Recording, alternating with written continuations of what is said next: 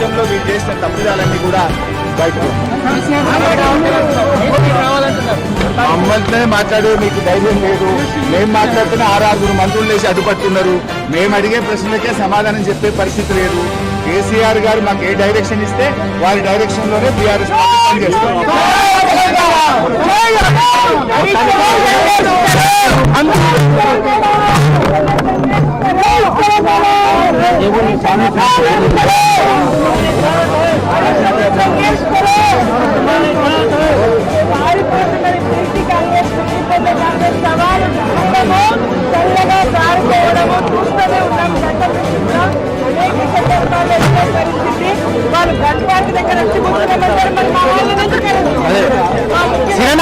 మళ్ళీ తీస్తారు, ఇప్పుడు మళ్ళీ ఎన్నికలు తీస్తారు. దీన్ని కీజీ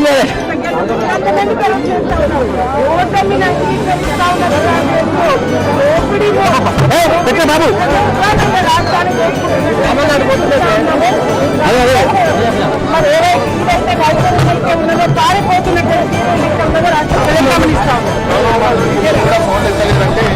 వాళ్ళు చర్చకు సిద్ధంగా లేరని నేను భావిస్తా ఉన్నాను. చర్చకు సిద్ధంగా ఉంటే ఫోన్లు ఎత్తేవాళ్ళు, మాతో మాట్లాడేవాళ్ళు, పోలీసులకు ఇన్స్ట్రక్షన్ ఇచ్చి వాళ్ళని పంపించండి అని పోలీసులకు చెప్పేవాళ్ళు.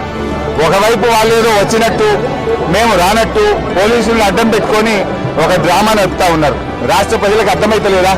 నిజంగా తప్పు చేయని వాళ్ళు అయితే, చర్చకు సిద్ధమున్న వాళ్ళు అయితే మమ్మల్ని పోలీసుల చేత ఎందుకు అరెస్ట్ చేస్తారు? ప్రభుత్వం ఎవరిది? ఇవాళ కాంగ్రెస్ ప్రభుత్వం. మీరే మంత్రులు, పోలీసులు మీ చేతుల్లో ఉన్నారు. మీరే పోలీసులకు చెప్పి అడ్డుకోమంటారు. మీరేదో మళ్ళీ మీరే సవాలు విసిరి చర్చకు మమ్మల్ని రమ్మంటారు. ఏం డ్రామా ఇది?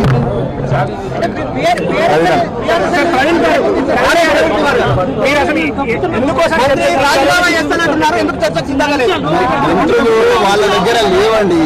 వాళ్ళు పూర్తిగా 2000 కోట్లు మెక్కి ఉన్నారు.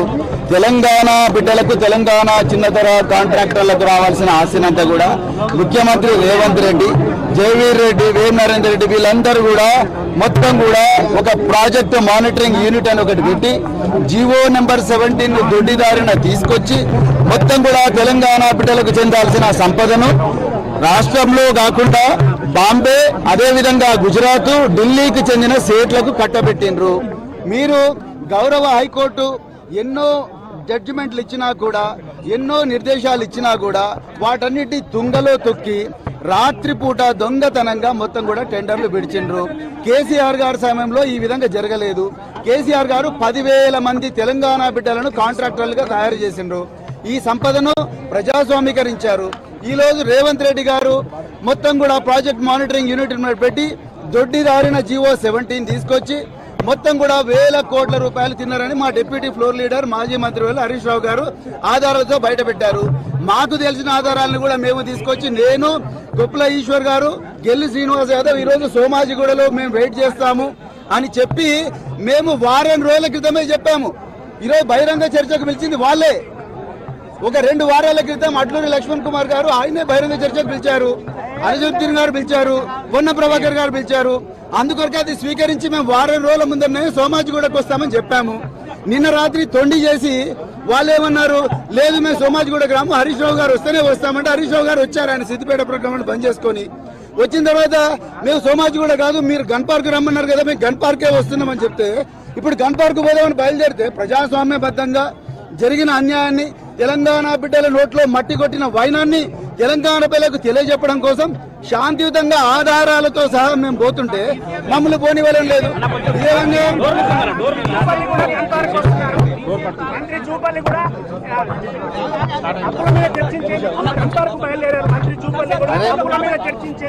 మిస్టర్ జూపల్లి, నువ్వు తెలంగాణ భవన్ కి వస్తా అన్నావు. 11 గంటలకు తెలంగాణ భవన్ కి వస్తా అంటే అన్ని ఆధారాలతో మేము నీకు శాలువా కప్పి నిన్ను ఆహ్వానించడానికి సిద్ధంగా ఉన్నాం. మరి జూపల్లి గారు మళ్ళా నువ్వు గన్ పార్క్ డ్రామా ఏంది? నిన్న నువ్వే సవాల్ వేసినావు. 11 గంటలకు తెలంగాణ భవన్ కి వస్తా అన్న జూపల్లి ఎందుకు తోకముచ్చారు? జూపల్లి గారు నువ్వు తెలంగాణ భవన్ కు రా, కేటీఆర్ గారు నీకోసం ఎదురు చూస్తున్నారు. కేటీఆర్ గారు ఈ సవాళ్ళకు సమాధానం చెప్పడానికి అన్ని